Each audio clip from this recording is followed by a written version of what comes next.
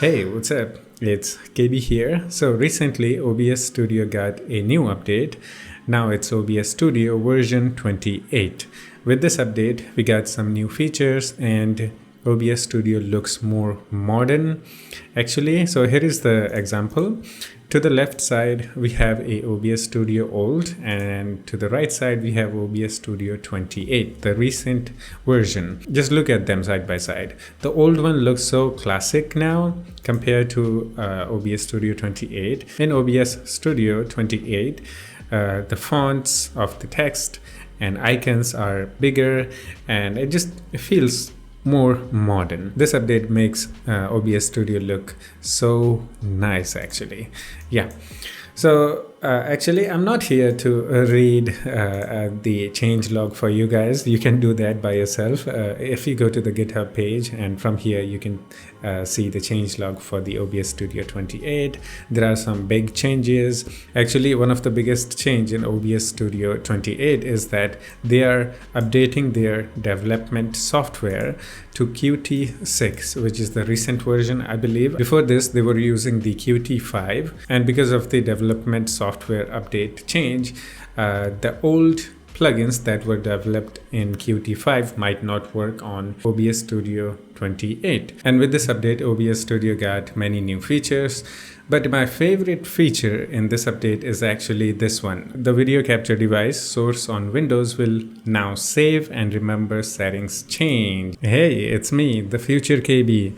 I had to edit this video twice because there is a new update to the OBS Studio, and in this update they removed my favorite feature. I'm really sad now, but they say here that this feature will be reintroduced in a future version, so it's not completely gone. There is still a hope. This is so painful process actually in OBS Studio. If you're someone who use OBS Studio to record your webcam, then you know the pain. In OBS Studio, the webcam settings you do for your webcam to adjust the brightness and whatnot, these settings never gets saved. But now, starting with the 28, yes, it will get saved. So this is my, favorite feature they added to the OBS Studio in this update. Now in OBS Studio 28, there are actually more themes, and the default theme for OBS Studio now is Yummy.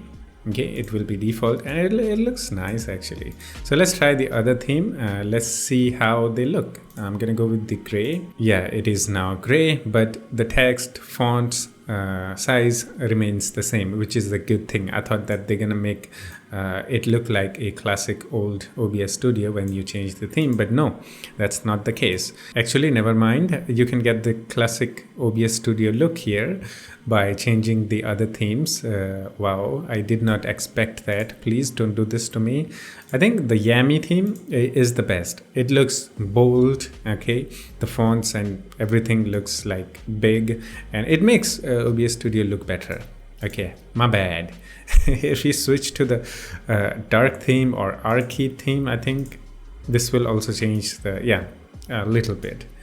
So if I go wrenchy, how's that? This one is cool actually, yeah. It still makes text look bigger, but the best one is the Yummy, okay? The new theme. It looks better. It makes the OBS Studio look modern, and I think I'm gonna stick with this. Actually, I am using OBS Studio 28 to record this video right now. Yeah, just look at me.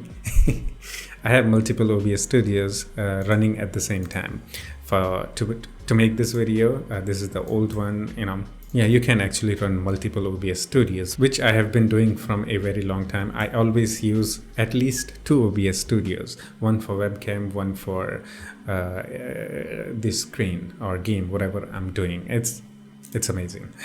It's time to say goodbye to the OBS Studio 27, which was the last classic OBS Studio version. We can't say classic because of the new theme. It looks modern. That's all. And the new development software version is updated, so we can say that is the classic one. But that's it. Hope you enjoyed it. If you have any questions or any suggestions for me, please do the comment. Yeah, that's it. I will see you in the next one. Take care of yourself and have fun. Bye bye.